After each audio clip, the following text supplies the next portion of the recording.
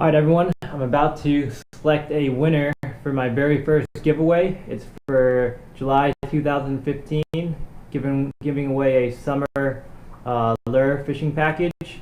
If you want to see which baits we're giving away, you can go ahead and click the link in the upper right hand corner.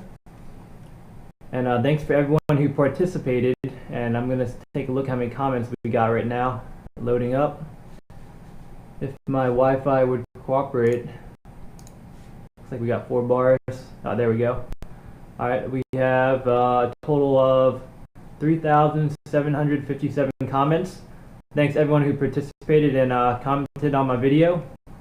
And I was just debating for like the last hour how to select someone out of this many people. I have no idea how to access all those comments, so what I was doing is I was clicking show more, and I was hoping to get all the way to the bottom, and I just gave up after like 10 minutes of clicking.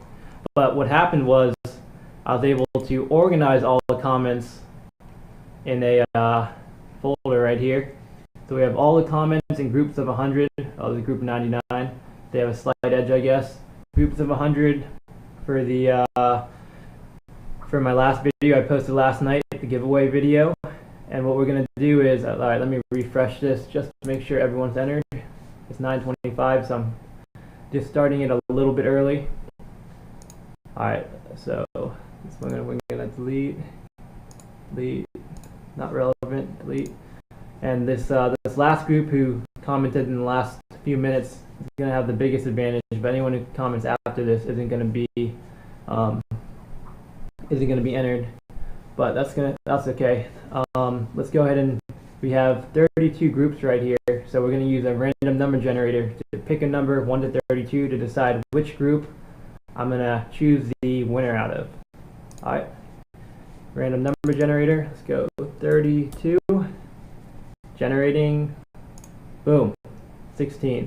Alright, starting from the top, 1, 2, 3, 4, 5, 6, 7, 8, 9, 10, 11, 12, 13, 14, 15, 16.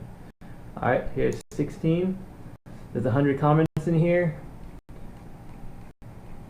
Lots of comments going all the way down.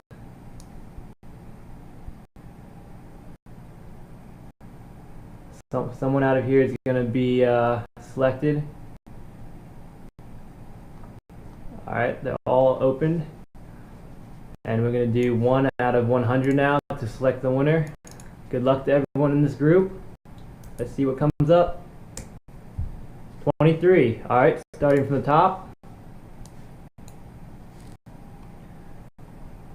Number 1, 2, 3, 4, 5, 6, 8, 9, 10, 11, wait, what number do we do?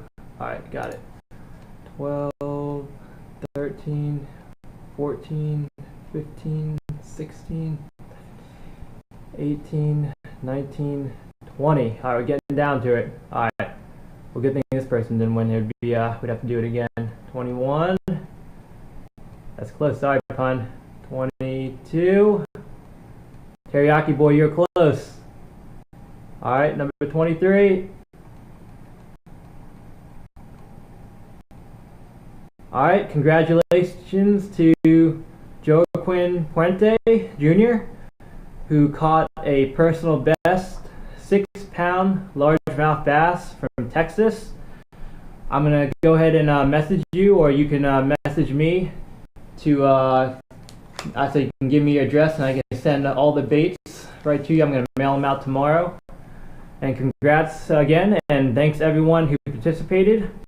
So next month, what I'm going to do is, I don't know how many days are in August, but maybe I think it's 31. So what I'm going to do is I'm going to do another random generator. I'm not going to show you guys though, to generate a random date. And that's when I'll go ahead and make the next 24-hour giveaway video, where you'll have about 24 hours to enter. I hope everyone participates again. Thanks for watching. And now we're going to switch over to a little lure unboxing that I'm pretty excited about. I just picked up this new bait from Bass Pro Shops. It's a Megabass PopMax in a baby bass color. Really sweet looking. So the reason why I picked it up today is that yesterday I was fishing with two of my subs, Andrew and David from Flippin' Bass. They're both beginner bass fishermen. They just started like a year ago, but they recently started a channel, Flippin' Bass. And they've been posting videos all the time, been catching plenty of bass. If you guys want to check out the channel, you can go ahead and look in the description below. And anyways, we're out there at their favorite pond, their secret pond, where I did a pretty good job when I first got there. When I first fished it a few weeks ago, I did a great job punching the mats. It just rained a lot the night before, the water was muddy, and I was punching shallow, caught a lot of bass. If you want to check out that video, you can go ahead and click in the upper right hand corner. And anyways, the second time we went down there, we had that mini subscriber tournament. Everyone struggled except for my buddy Nick. He pulled out a couple nice fish. And the conditions looked pretty good yesterday, so I decided to go ahead and head out. And we did have bluebird skies, but the water clarity was clearer than it normally was. It settled down. We had like 18 inches, 20 inches of visibility, and I was determined to catch some on a frog. That place is like littered with lily pads. I really just wanted to throw my frog around the edges and even in open areas between the pad fields and try to get some frog in action. I threw that frog for we fished for 3 hours there. I didn't land not only did I not land a fish, I didn't even get a single bite. But David, however, pulled out some nice fish using this bait. I think he ended up catching 4 fish total, 3 on the Megabass popper. It's in his one of his recent vids if you want to check it out. Anyways, let's go ahead and open this up.